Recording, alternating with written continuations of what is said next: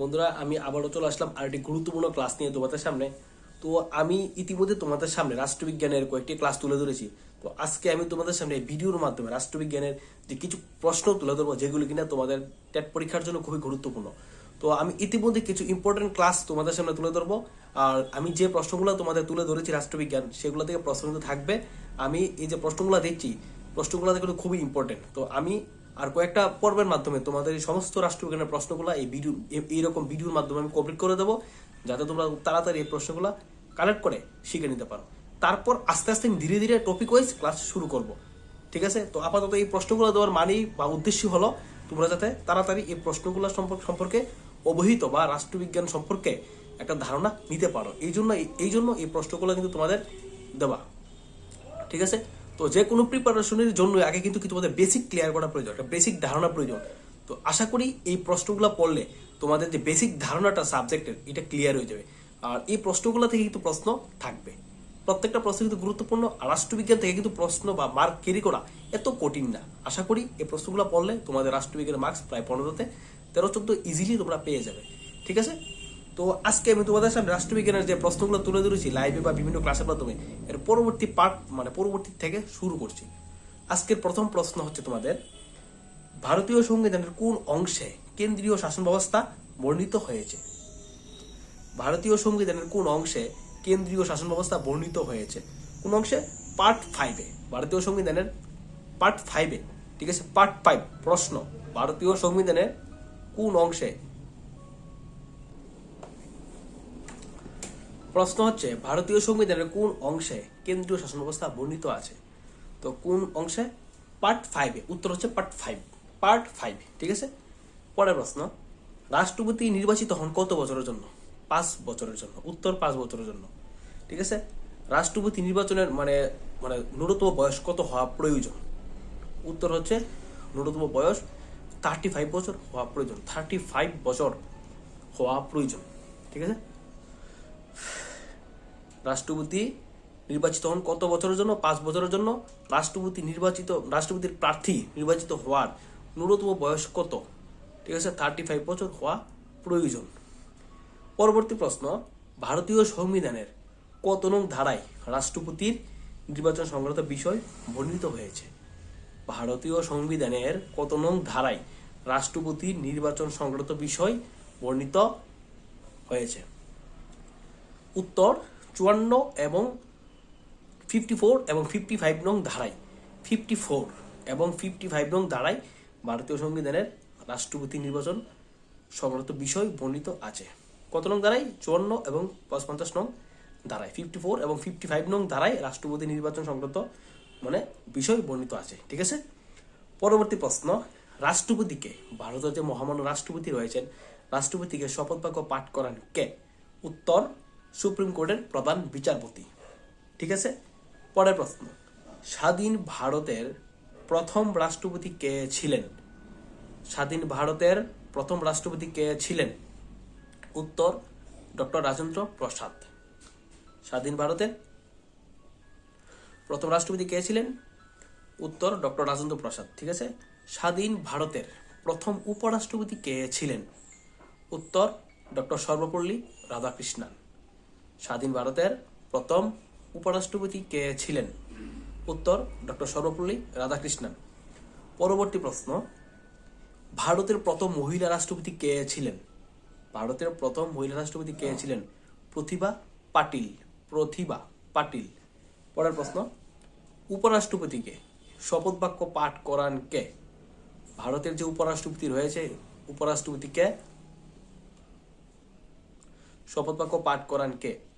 উত্তর হবে রাষ্ট্রপতি। ভারতের যে মহামান্য রাষ্ট্রপতি রয়েছেন, এই রাষ্ট্রপতি কিন্তু ভারতের যে উপরাষ্ট্রপতি রয়েছে, উপরাষ্ট্রপতিকে কিন্তু শপথ বাক্য পাঠ করান। ঠিক আছে? পরের প্রশ্ন, মৌলিক অধিকার স্থগিত রাখার আদেশ কে দেন? আমাদের ভারতের সংবিধানে ভারতীয় নাগরিকদের জন্য যে মৌলিক অধিকার রয়েছে কতগুলা, এই অধিকারগুলি স্থগিত রাখার নির্দেশ কে বা আদেশ কে জারি করতে পারেন? মন্ত্রিসভার আদেশক্রমে। ঠিক আছে? মন্ত্রিসভার অনুমোদন ক্রমে রাষ্ট্রপতি, মন্ত্রিসভার অনুমোদন ক্রমে রাষ্ট্রপতি কিন্তু মৌলিক অধিকারগুলি স্থগিত করার জন্য আদেশ বা নির্দেশ জারি করতে পারেন। এটা হচ্ছে উত্তর। পরবর্তী প্রশ্ন, পার্লামেন্টে অর্থ বিল অনুমোদনের জন্য অপরিহার্য নয়। মানে পার্লামেন্টে অর্থ বিল অনুমোদনের জন্য অপরিহার্য নয় কার অনুমোদন, মানে কার অনুমোদন অনুমোদন পার্লামেন্টে অর্থ বিল অনুমোদনের জন্য অপরিহার্য নয়। উত্তরটা হবে অর্থমন্ত্রীর অনুমোদন। মানে কোনো পার্লামেন্টে অর্থ বিল উত্থাপনের জন্য অর্থমন্ত্রীর অনুমোদন কিন্তু নিতে হয় না। ঠিক আছে, মানে প্রশ্নটা এটা, পার্লামেন্টে অর্থ বিল অনুমোদনের জন্য অপরিহার্য নয় কার অনুমোদন। ঠিক আছে, উত্তর অর্থমন্ত্রীর অনুমোদন। ঠিক আছে, পরবর্তী প্রশ্ন হচ্ছে 29/11/1949 সালে যখন ভারতীয় সংবিধান লেখার কাজ শেষ হয় তখন কোন বিষয়টি ভারতীয় সংবিধানে অন্তর্ভুক্ত ছিল না। ঠিক আছে, 29/11/1949 তারিখে যখন ভারতীয় সংবিধান লেখার কাজ শেষ হয় তখন কোন বিষয়টি ভারতীয় সংবিধানে অন্তর্ভুক্ত ছিল না। এটা হচ্ছে প্রশ্ন। উত্তর মৌলিক কর্তব্য। উত্তর হচ্ছে মৌলিক কর্তব্য। ঠিক আছে, যখন 29/11/1949 সালে ভারতীয় সংবিধান লেখার কাজ শেষ হয় তখন কিন্তু ভারতীয় সংবিধানে মৌলিক কর্তব্য কিন্তু অন্তর্ভুক্ত ছিল না। ঠিক আছে, পরবর্তী প্রশ্ন, কততম সংশোধনের মাধ্যমে সম্পত্তির অধিকারকে মৌলিক অধিকার থেকে বাদ দেওয়া হয়েছে? আর একটা গুরুত্বপূর্ণ প্রশ্ন, কততম সংশোধনের মাধ্যমে, ঠিক আছে, সম্পত্তির অধিকারকে মৌলিক অধিকার থেকে বাদ দেওয়া হয়েছে? উত্তর হবে 300A ধারায়। 300A ধারায় মৌলিক অধিকার থেকে সম্পত্তির অধিকারকে বাদ দেওয়া হয়েছে। পরবর্তী প্রশ্ন, জিরো আওয়ার কি? জিরো আওয়ার কি? ঠিক আছে, তো যখন সর্বাধিক গুরুত্বপূর্ণ বিষয় উত্থাপিত হয় এই সময়টাকে জিরো আওয়ার বলে। Zero hour. ঠিক আছে, HOUR হাওয়ার। ঠিক আছে, যখন সর্বাধিক গুরুত্বপূর্ণ বিষয় উত্থাপিত হয় এই সময়টাকে জিরো আওয়ার বলে। পরবর্তী প্রশ্ন, ঠিক আছে, প্রশ্ন, মোট কয়বার ভারতে জরুরি অবস্থা ঘোষণা করা হয়েছে? এটা হচ্ছে প্রশ্ন। মোট কয়বার ভারতে জরুরি অবস্থা ঘোষিত হয়েছে? ঠিক আছে, উত্তর মোট 3বার ভারতীয় জরুরি অবস্থা ঘোষিত হয়েছে। 1962 সালে একবার, 1971 সালে একবার, 1975 সালে একবার। প্রশ্নটা কি? মোট কতবার ভারতে জরুরি অবস্থা ঘোষিত হয়েছে বা জারি হয়েছে? উত্তরটা কি? 3বার। 1962 সালে একবার, 1971 সালে একবার, 1975 সালে একবার জরুরি অবস্থা ঘোষিত হয়েছে। ঠিক আছে, পরের প্রশ্ন, জাতীয় জরুরি অবস্থা কত নং ধারায় অন্তর্ভুক্ত? জাতীয় জরুরি অবস্থা কত নং ধারায় অন্তর্ভুক্ত? উত্তরটা হবে 352 নম্বর ধারায়। পরের প্রশ্ন, রাজ্য সমূহে শাসনতান্ত্রিক অচলাবস্থাজনিত জরুরি অবস্থা কত নং ধারায় অন্তর্ভুক্ত? রাজ্য সমূহে শাসনতান্ত্রিক অচলাবস্থাজনিত জরুরি অবস্থা কত নং ধারায় অন্তর্ভুক্ত? উত্তরটা হবে 356 নং ধারায়। পরের প্রশ্ন, আর্থিক জরুরি অবস্থা কত নম্বর ধারায় ভারতীয় সংবিধানে অন্তর্ভুক্ত? প্রশ্ন, আর্থিক জরুরি অবস্থা কত নং ধারায় ভারতীয় সংবিধানে অন্তর্ভুক্ত? উত্তর হবে 360 নং ধারায়। প্রত্যেকটা কিন্তু গুরুত্বপূর্ণ। আমি রাষ্ট্রবিজ্ঞানের যে প্রশ্নগুলো দিচ্ছি প্রত্যেকটা প্রশ্ন কিন্তু তোমাদের পরীক্ষার জন্য গুরুত্বপূর্ণ। ঠিক আছে, আমি যে প্রশ্নগুলো পড়েছি এই প্রশ্নগুলো তোমাদের সবগুলো দিচ্ছি, লিখে লিখে পড়ানো। আশা করি এই প্রশ্নগুলো পড়লে তোমাদের রাষ্ট্রবিজ্ঞানের ডাউটস ক্লিয়ার। তারপর টপিক ওয়াইজ দেওয়ার চেষ্টা করবো। ঠিক আছে, এই প্রশ্নগুলো পড়লে তোমাদের রাষ্ট্রবিজ্ঞান সিলেবাস মোটামুটি ক্লিয়ার। ঠিক আছে, পরের প্রশ্ন, অ্যাটর্নি জেনারেলকে, ভারতের যে অ্যাটর্নি জেনারেল রয়েছে অ্যাটর্নি জেনারেলকে কে নিয়োগ করেন? উত্তর ভারতের রাষ্ট্রপতি। ঠিক আছে, অ্যাটর্নি জেনারেলকে কত নং ধারায় রাষ্ট্রপতি নিয়োগ করেন? 76 নং ধারায়, 76 নং ধারায় অ্যাটর্নি জেনারেলকে রাষ্ট্রপতি নিয়োগ করেন। ঠিক আছে, পরের প্রশ্ন, জরুরি অবস্থার কারণে লোকসভার কার্যকাল বাড়ানো যায় কত দিন? জরুরি অবস্থার কারণে, প্রশ্ন, জরুরি অবস্থার কারণে লোকসভার কার্যকাল বাড়ানো যায় কত দিন? উত্তর হবে 1 বছর। ঠিক আছে, পরবর্তী প্রশ্ন, জাতীয় জরুরি অবস্থাকে অবস্থা কত দিনের মধ্যে সংসদে অনুমোদিত হতে হবে? জাতীয় জরুরি অবস্থা কত দিনের মধ্যে সংসদে অনুমোদিত হতে হবে? প্রশ্ন, উত্তর হচ্ছে 1 মাস। মানে জাতীয় জরুরি অবস্থা ঘোষণার কত দিনের মধ্যে এটা সংসদে অনুমোদিত হতে হবে। ঠিক আছে, এটা হচ্ছে প্রশ্নটা কিন্তু। ঠিক আছে, উত্তরটা কি হবো? 1 মাস। তো পরের প্রশ্ন, আর্থিক জরুরি অবস্থা ঘোষণার কত দিনের মধ্যে সংসদে অনুমোদিত হতে হবে? উত্তরটা হবে 2 মাসের মধ্যে। আর্থিক জরুরি অবস্থা ঘোষণার কতদিনের মধ্যে সংসদে অনুমোদিত হতে হবে? উত্তরটা হবে 2 মাস। আমি চেষ্টা করছি আস্তে আস্তে বলার। যদি আমি এরকম ক্লাস আজকে প্রথম দিচ্ছি ভিডিওর মাধ্যমে, যদি তোমাদের কারো বুঝতে অসুবিধা হয় বা আমি একটু স্পিডে কথা বলে থাকি, তাহলে তোমরা কিন্তু আমার কইবা, কমেন্টে কই দিবা যে স্যার কথাটা বা প্রশ্নগুলো একটু আস্তে আস্তে কোন আমরা লিখতে অসুবিধা হইতেছে। তোমরা কইবা, আমি নেক্সটে একটু স্লোতে কথা বলার চেষ্টা করো, ঠিক আছে? বা ভিডিওটা দেখার সময় সেটিংয়ে গিয়ে তোমরা একটু স্লো মোশন দিয়ে দিবা, একটু স্লো করে দিবা, তো কথাগুলি আস্তে আস্তে শুনতে পারবা, বাস হয়ে যাবে। পরের প্রশ্ন, লোকসভা রাজ্যসভা থেকে, ঠিক আছে? ভারতীয় সংবিধানের কোন অংশে ভারতীয় পার্লামেন্ট সম্পর্কে বর্ণিত আছে? ভারতীয় সংবিধানের কোন অংশে ভারতীয় পার্লামেন্ট সম্পর্কে বর্ণিত আছে? এটা হচ্ছে প্রশ্ন। উত্তর পার্ট 5-এ, ঠিক আছে? পার্ট 5-এ ভারতীয় সংবিধানের যে ভারতীয় পার্লামেন্ট রয়েছে, পার্লামেন্ট সম্পর্কে বিস্তারিত আলোচনা আছে, ঠিক আছে? পরের প্রশ্ন, ভারতীয় পার্লামেন্ট কাদের নিয়ে গঠিত হয়? ভারতীয় পার্লামেন্ট কাদের নিয়ে গঠিত হয়? উত্তর হবে রাষ্ট্রপতি, লোকসভা এবং রাজ্যসভাকে নিয়ে ভারতের পার্লামেন্ট গঠিত হয়। পরের প্রশ্ন, ভারতীয় সংবিধানের কত নং ধারায় রাজ্যসভা, লোকসভা এবং রাষ্ট্রপতি নিয়ে পার্লামেন্ট গঠিত হয়?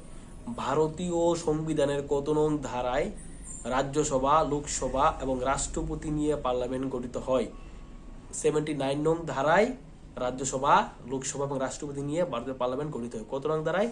79 নং ধারায়, ঠিক আছে?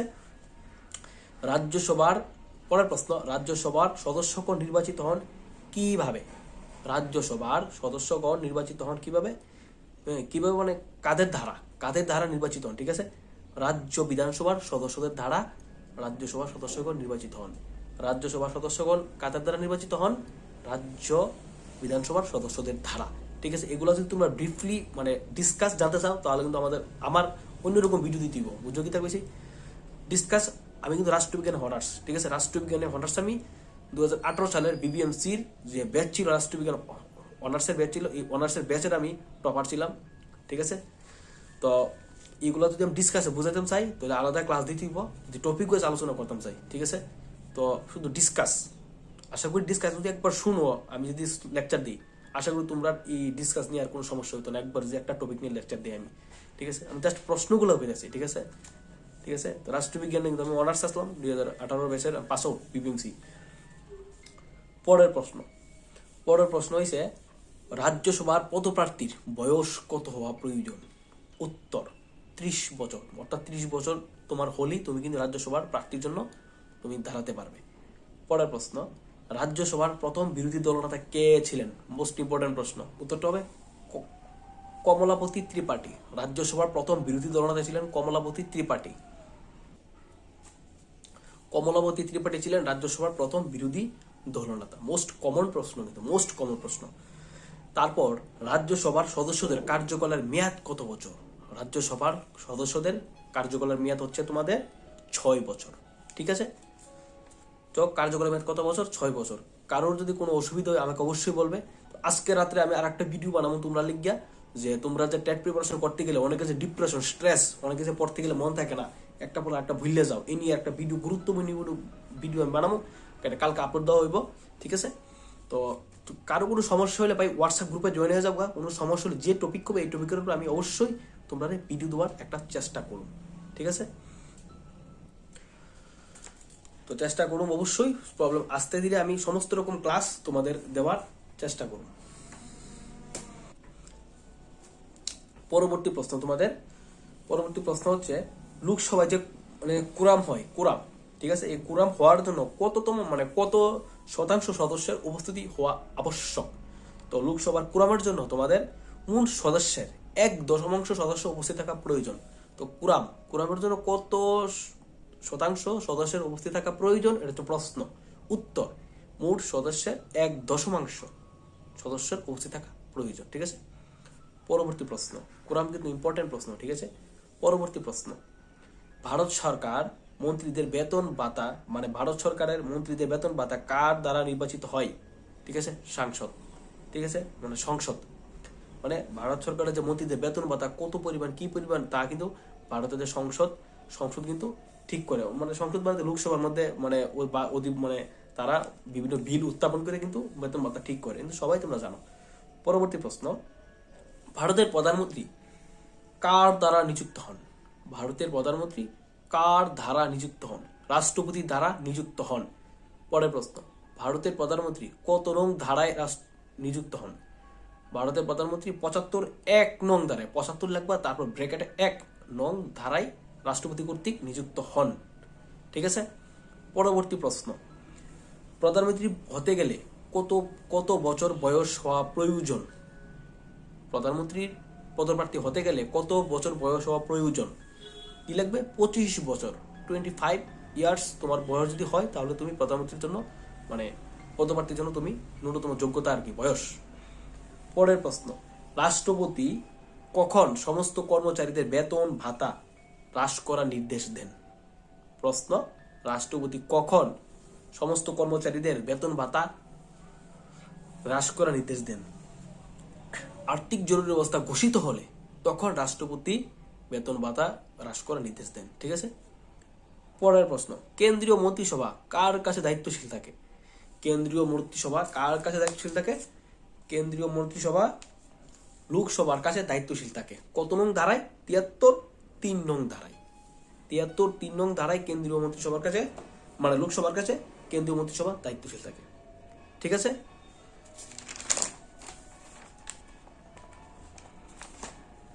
তো বন্ধুরা, আজকের ক্লাসটা আমি এইটুকুই আপলোড করলাম। তো আর 2-1টা প্রশ্ন বলি, ভারতের মানে বিচার ব্যবস্থা কি রকম? পরবর্তী প্রশ্ন, ভারতের বিচার ব্যবস্থা কি রকম? উত্তর হবে ভারতের বিচার ব্যবস্থা অখণ্ড বিচার ব্যবস্থা, অখণ্ড বিচার ব্যবস্থা। ঠিক আছে। পরবর্তী প্রশ্ন, প্রত্যেক রাজ্যে একটি করে হাইকোর্ট থাকবে ভারতীয় সংবিধানে কত নং ধারায় বলা হয়েছে? প্রত্যেক রাজ্যে একটি করে হাইকোর্ট থাকবে ভারতের সংবিধানে কত নং ধারায় বলা হয়েছে? 214 নং ধারায় বলা হয়েছে। উত্তর 214 নং ধারায় বলা হয়েছে। ঠিক আছে। আর ভারতের সুপ্রিম কোর্ট থাকবে সংবিধানে কত নং ধারায় উল্লেখ আছে? উত্তরটা কি হবে? ভারতের যে সুপ্রিম কোর্ট এর কথা সংবিধানে কত নং ধারায় বলা হয়েছে? 124 নং ধারায়। 124 নং ধারায় সুপ্রিম কোর্ট মানে ভারতের একটা সুপ্রিম কোর্ট থাকবো এই কথা বলা হয়েছে সংবিধানে। ঠিক আছে। তারপর সুপ্রিম কোর্ট, হাইকোর্ট ও অন্যান্য বিচারপতিদের নিয়োগ করার সময় রাষ্ট্রপতি কার সঙ্গে পরামর্শ করেন? পরবর্তী প্রশ্ন, সুপ্রিম কোর্ট ও হাইকোর্টের বিচারপতিদের সুপ্রিম কোর্ট, হাইকোর্ট ও অন্যান্য বিচারপতিদের নিয়োগ করার সময় রাষ্ট্রপতি কার সঙ্গে পরামর্শ করেন? উত্তরটা কি হবে? সুপ্রিম কোর্টের বিচারপতির সঙ্গে রাষ্ট্রপতি কিন্তু পরামর্শ করেন। ঠিক আছে। ঠিক আছে। তো এটা ছিল একটা প্রশ্ন। পরবর্তী প্রশ্ন, সুপ্রিম কোর্টের বিচারপতিরা কত বছর বয়সে অবসর গ্রহণ করেন? ঠিক আছে। কত বছর? 65 বছর অব্দি। এটা আপডেট মানে আপডেটটা আমি জানি না, বর্তমানে আমার কাছে যেটা লেখা আছে এটা 65 বছর। তোমরা একটু গুগলে সার্চ করে নেবে। ঠিক আছে। যে সুপ্রিম কোর্টের বিচারপতিরা কত বছর বয়স মানে অবসর গ্রহণ করেন? 65 ইয়ার্স হলে অবসর গ্রহণ করেন। ঠিক আছে। পরবর্তী প্রশ্ন, পরবর্তী প্রশ্ন হচ্ছে হাইকোর্টের বিচারপতিদের মানে কার্যকালের মেয়াদ কত বছর? সুপ্রিম কোর্টের হচ্ছে 65 বছর, হাইকোর্টের হচ্ছে 62 ইয়ার্স, 62 বছর। ঠিক আছে। আপডেটটা আমার কাছে নাই, আমি আমার কাছে যেটা লেখা সেটাই বলছি। তোমরা একটু আপডেটটা গুগলে সার্চ করে নেবে। ঠিক আছে। তো এই প্রশ্নগুলো আমি বললাম আজকে তোমাদের সামনে। এই ক্লাসটা যদি তোমাদের ভালো লাগে তাইলে কিন্তু আমি পরবর্তী ক্লাস নিয়ে আসবো। যদি এইভাবে যদি তোমরা প্রশ্ন লিখতে পারো তাইলে কিন্তু আমি পরবর্তী ক্লাস নিয়ে আমু তোমরা সামনে। ঠিক আছে। আমি একটা শর্ট টাইম ক্লাস দিলাম, সেইভাবে তোমরা ক্লাস দিলে প্রশ্ন লিখতে পারবা কিনা, কারণ কি লিখে করতেছি তোমরা কিন্তু টেট পরীক্ষার বেশি সময় নাই, প্রশ্ন কিন্তু প্রচুর। তো এই কারণে ইম্পর্টেন্ট প্রশ্নগুলো আমার দেওয়া কর্তব্য এজ এ টিচার হিসেবে। ঠিক আছে। তো এইভাবে আমি দেওয়ার চেষ্টা করুন। ঠিক আছে। সময় নষ্ট করতাম না। ঠিক আছে। যতটুকু পারি ইম্পর্টেন্ট প্রশ্নগুলি দেওয়ার চেষ্টা করুন। ঠিক আছে। তো এইভাবে ক্লাস যদি ভালো লাগে তাহলে অন্যান্য সাবজেক্টগুলো আমি এইভাবে তোমার সামনে নিয়ে আসবো। তো আজকে ভিডিওটা এই অবধি।